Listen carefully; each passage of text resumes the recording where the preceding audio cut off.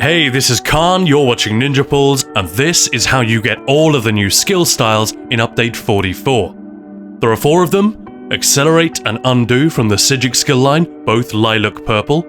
The 2 others have completely new vis effects: Puncture from One Hand and Shield, Lava Burst, and Force Shock from Destruction Staff, Wild Burn. Whether you like the new effects or not, it's clear that ZOS aren't just messing around with colours, but with the entire visual. They've even added new sound. If you listen to the original, and then the new version, there is quite a difference.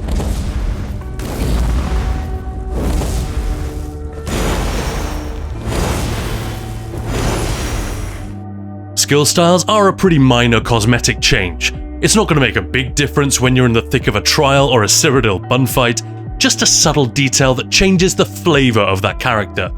And we don't always think about it, but the audio and visual feedback we get when we're pushing buttons, that does have an effect on the gamer brain. See my recent video on class UX.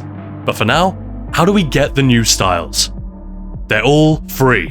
We may see something in the Crown store eventually, but so far, 6 months after they were introduced, all skill styles have been free and earnable in-game, which is definitely a good thing. Accelerate is a random drop from Psijic portals, which can be found all over the world, in all of the main zones. You won't be able to see them until you've completed the quest The Psijic's Calling and have been inducted into the Order, but that doesn't take long. Just make sure you have the Somerset expansion, then port to Shimmerine on Somerset, start the zone's story, and go from there. You do one quest, the Queen's Decree, and then you'll be on the Isle of Artaeum and can start the Psijic's Calling by talking to this dude here, Lawmaster Kellerus. Those 2 quests, and you're done. You'll be able to see the portals, so go ahead and loot them, and if you're lucky, you'll find the skill style for Accelerate Lilac Purple inside. The 3 others need to be assembled from various fragments, but the drops are at least guaranteed, not random. You can find the achievements required under Character, Skill Styling. For Undo the Psijic Ultimate, you want the Tracker of Temporal Tomes achievement. You just pick up 5 of these tomes in fixed locations around Somerset and Artaeum. The first one is here, Garden of the Sacred Numbers, near the Silvar Woadway Shrine on Somerset. The third is also on Somerset in the public dungeon to the north, Carnwaston. Once you're inside, make a left turn early and drop down to the bottom of the cliffs. 2 more are on Artaeum, one in Traitor's Vault, the Delve. The other is in the College of Psijic's ruins. You just go inside and straight ahead to the Vault of Mauita. Yep, there's a slight typo in that achievement tooltip, and it's there on the left. The final one is in the group dungeon Coral Eyrie. But don't panic, you don't even have to fight anything, just enter and it's right there on the beach. Pick it up and you're done. Your edgy lilac purple undo is now unlocked, and you can be super colourful when you accidentally fat finger your defensive ult. Remember that you can't collect any of this until Update 44 goes live on the 28th of October for PC and Mac, and on the 13th of November for consoles, by which time all of these maps and directions will also be on our website, ninjapulls.com. The other 2 skill stylist achievements are all about killing bosses. The fragments for Force Shock, Wild Burn are mostly in West Weald. Haldane Lumber Camp is a delve, Broken Path Cave is a boss site, and Left Weald Trading Post is a public dungeon, all in that zone. Just kill the bosses in the first 2 and the group event boss in the public dungeon, and those 3 fragments will drop. I tried killing regular bosses in the public dungeon and got nothing, but got the fragments on first try with a group event, so I'm guessing that's guaranteed. Bedlam Vale and Tempest Island are 4-player dungeons, technically in Hrothgar and Malabal Tor, but you can port there from anywhere. You do have to kill the final bosses for the fragments, but it doesn't have to be on Veteran. Tempest Island is base game and very easy to solo on normal, even on Veteran to be honest, but obviously it's designed for 4 players and you'll go way faster with a group. Bedlam Vale released this year and is much more of a challenge, so I'd recommend a group for that one at least. The last fragment is in Maw of Lorcage, a 12-player trial in Reaper's March.